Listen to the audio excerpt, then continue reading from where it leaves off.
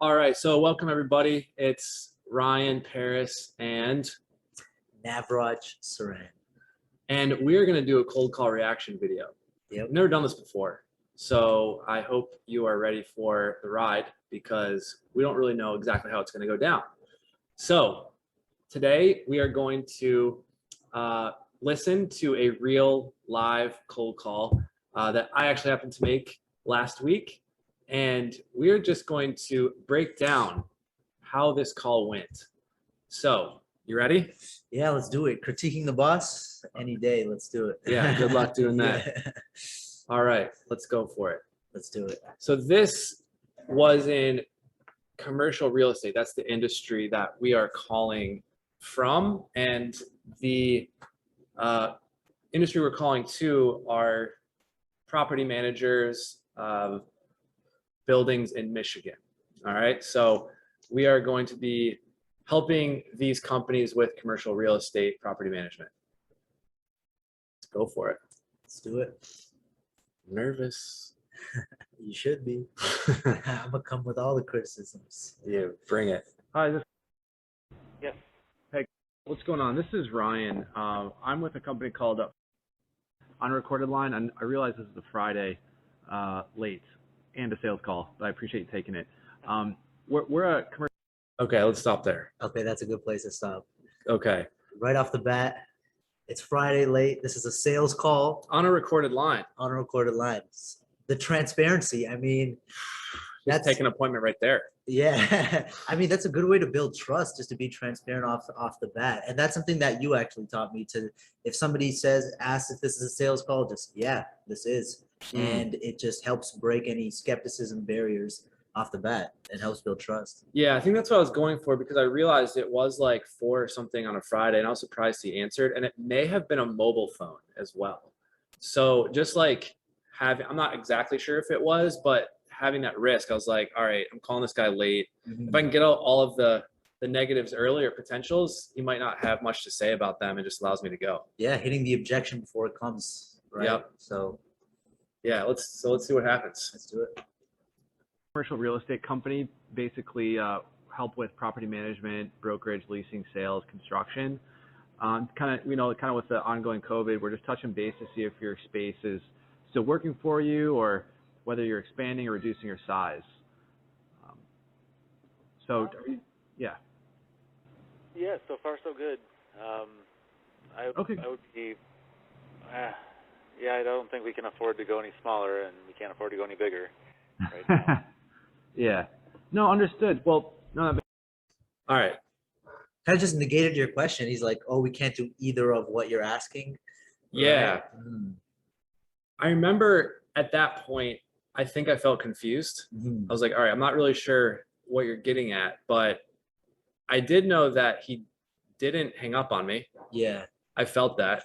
And he didn't really I didn't feel like any type of like negative tone or skeptic tone, Yeah.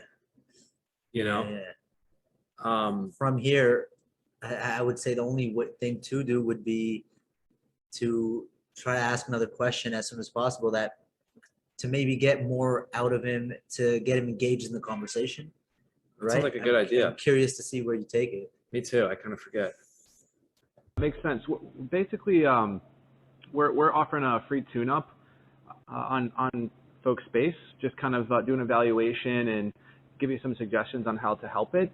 Just seeing if you're open to having us come out and doing a quick tune-up. Would you be? I like it. Okay. So I asked a question technically, but it was actually more of like a closing question already. Yeah. Went straight to some sort of next step. Yeah. Yeah. Interesting. You open to something like that? Oh yeah, go for it. Yeah, I was just gonna say it was a good thing that you precursor the question with some more information to kind of help eliminate some more skepticism, be like, just to give him some more context to the conversation. Right? Yeah, exactly what we do or why we're calling. Because I feel like at that time I still didn't really give him too much insight into what we actually do or how we help. So it was a mini pitch almost. you know, just based upon the fact that he kind of had an answer and was like, he had paused, almost like giving me the permission to talk. Yeah. He was listening. I think that's what I was feeling. Yeah, what would a tune-up entail? Yeah, it basically includes a review of your current lease agreement, valuation of your own spaces, look at ways to optimize the use of your space, and kind of discuss goals and see how we can help in that way. Yeah. Okay. Awesome, man. Well, I'm just looking at my calendar. It'd be with one of our specialists here. And the first thing would be to have a call with our president. I'm just looking at my calendar. Would Monday, let's see, looking at Monday the 8th work? That is 3 days from now, is that right? Well, I guess, yeah, it would be a Monday. Yeah, I guess after the weekend here. Yep. Okay. You know, things are a little bit crazy right now. Well, how long do you think the call might take? Oh, just 15 minutes. That's all. So I have Monday at like I either have early at 9 a.m. I could also do Tuesday. So at that point, so he gave you the yes. Yeah. And then he almost wanted to back out because he's like, oh, this is going to take a time commitment. And then he's worried about that.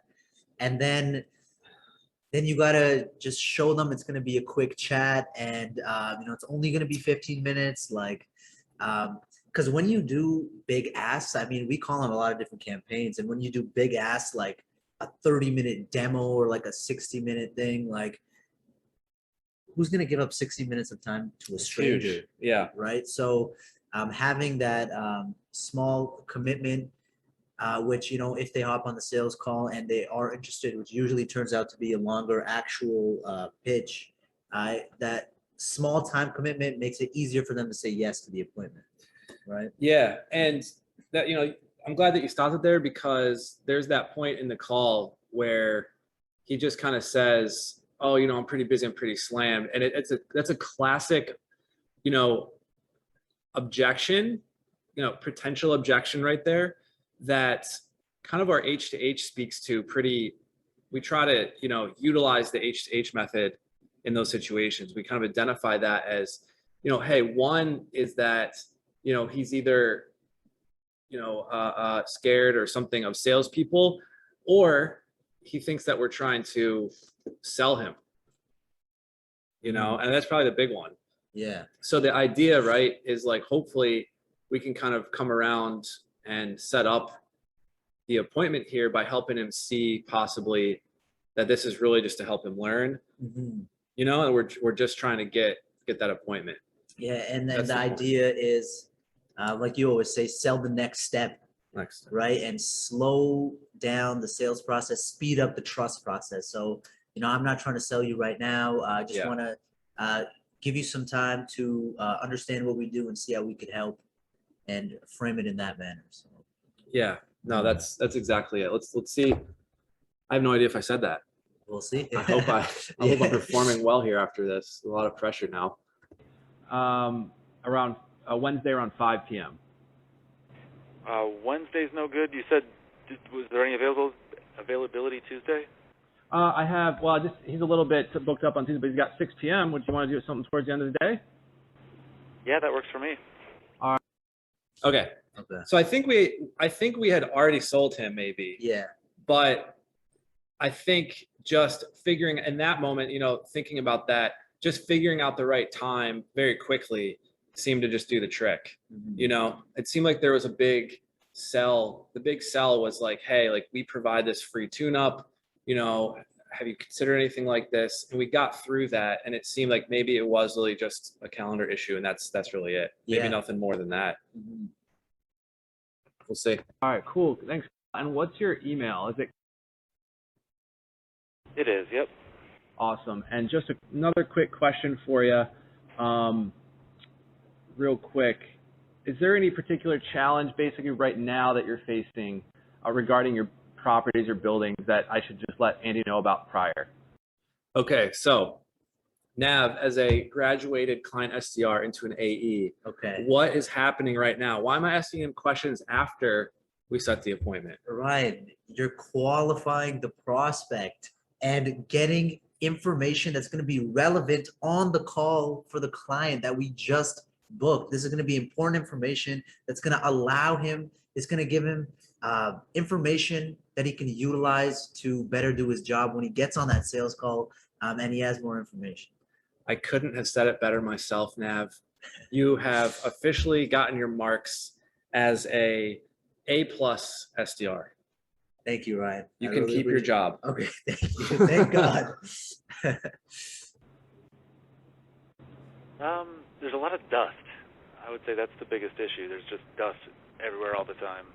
A lot of dust. But it's dust. Yeah, I think it's just an old concrete building, and there's a lot of cracks in the concrete floor and whatnot, and in the concrete ceiling. Understood. Well, I appreciate this. Thank you so much for your time. I have 6 p.m. on Tuesday the 9th. I'm going to send you an email right now, just a Calendly, if you could just accept that. And then we will have our president of the company give you a call and just kind of discuss coming out there for a visit. Okay, sounds good.